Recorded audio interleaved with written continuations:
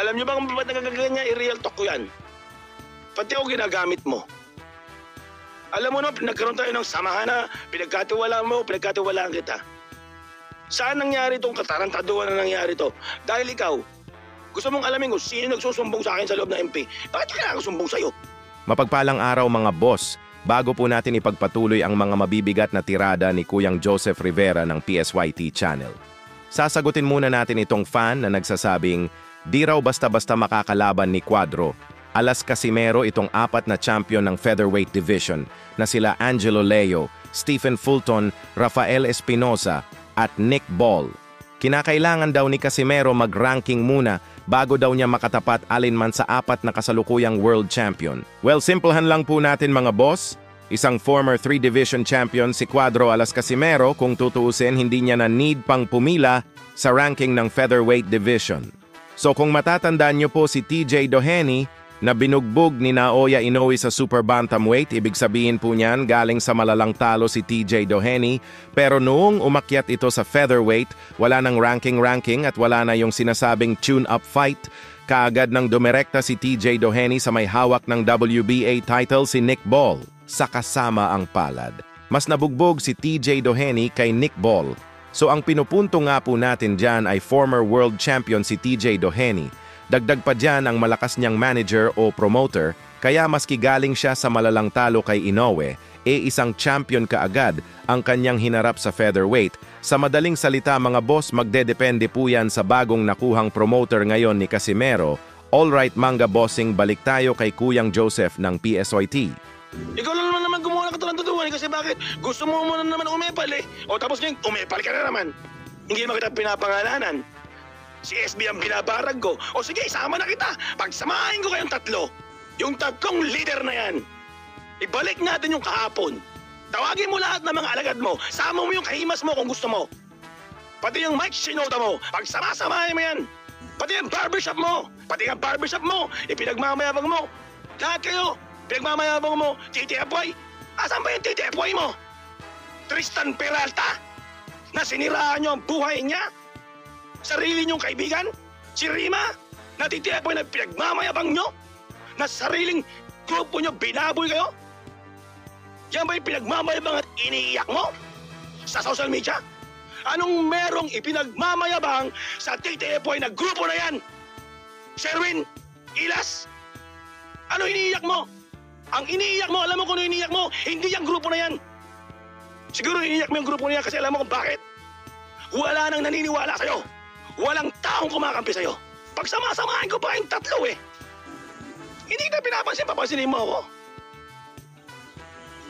Nirerespeto ko misis mo, ako hindi mo ko nirerespeto. Samantalang misis ko nirerespeto ka, sino bastos sa atin? Tignan mo sarili mo, Ilas. Kapal ang mukha mo. Kahit anong pakisama sa'yo ng tao, gusto mong ahasin. Kasi bakit? Puro ka personal intensyon. Sana ang misis mo nakikinig sa'yo. Kaya ka nga nag-i-scooter eh. Sinipa ka sa labas, di ba? Paiyak-iyak ka pa. Kapal ang mukha mo, gamitin mo naman ako sa channel mo. Sa pagsama-samahin mo yung grupo mo.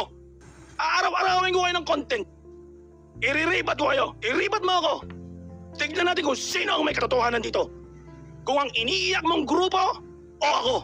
Ang kakapal ng tatlo mo, tatlo kayong itlog.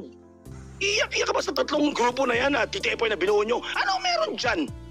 Anong ginawa nyo kay Tristan Peralta na kaibigan nyo? Tinanggalan nyo ng trabaho sa New York. Nasaan siya ngayon? Nasa kaso na wala ng trabaho ng sweldo ng 1 taon. Sino gumawa yan? Kami ba? Kayong grupo, kayo mismo nag-aahasan. Iyakan mo yan? Tangina. Umiyak ka sa grupong totoong tao. Totoong tao ba yung nag-aahasan kayo pare-pareho? T-shirt nga eh. Nagkaigit-igit kayo eh. Dumating lang si Praning eh. Mas lalo nagkaigit-igit kayo eh. Ang kakapal ng mukha nyo, gusto toksikan? Hindi ito toxic. Real talk to. Pinanood ang tao to eh. Walang toxic dito. Nanahimik ako ditong kino-content ko si Butike.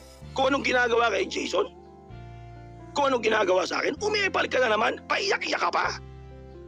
Sinipa ka lang ng misis mo eh, nag-aaway lang kayo eh. Dinamdam mo na. Pati titipway hinahanap mo. Ano meron sa titipway? Hindi na. Kung ako magmamayabang ng grupo, tignan mo muna yung taong grupo na pinuntahan mo. Kung hindi nyo sinunog yung mga tao na yan. Pagmamayabang mo, kayo nag-aahasan.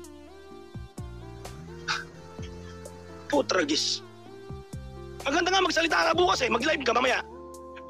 Para bukas, suyutin ko yan. Hirap sa inyo, hindi ko na kayo pinapatulan eh. Nakisama na ako, nirespeto ko na ikaw, kasama ng misis mo, kasama ng anak mo. Pati misis ko nirespeto ka, anong ibinalik mo sa akin? Ganyan ka, Sherwin eh.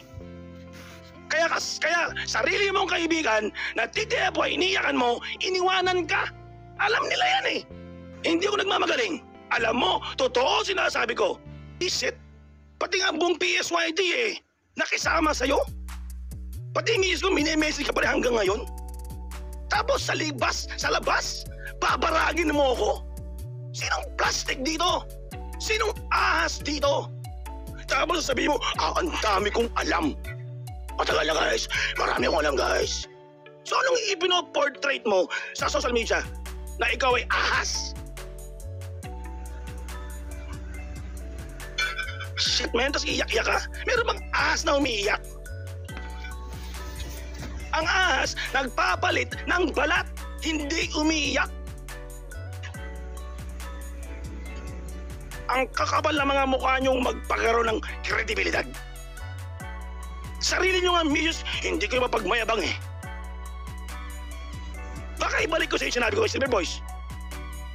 Pamilya mo na lang ang natitira sa'yo na meron ka. Pareho na kay Silver Boys. Wala nang natitira sa inyo kundi pamilya, asawa nyo na pwede at marunong umintindi. Kaya umahanga ako sa mga asawa nyo eh. At kahangaan nyo rin ang asawa ko. Dahil ang asawa ko, binaboy nyo. Ang asawa nyo ba nababoy dito? Hindi ba? Hindi, di ba? Nakita nyo ang difference? Kaya ang kakapal ng mga mukha nyo. Kung nababoy ang mga asawa nyo, tandaan nyo, hindi kami ang bumaboy. Yung kabila. Kaya mag-isip kayo ng tama, okay?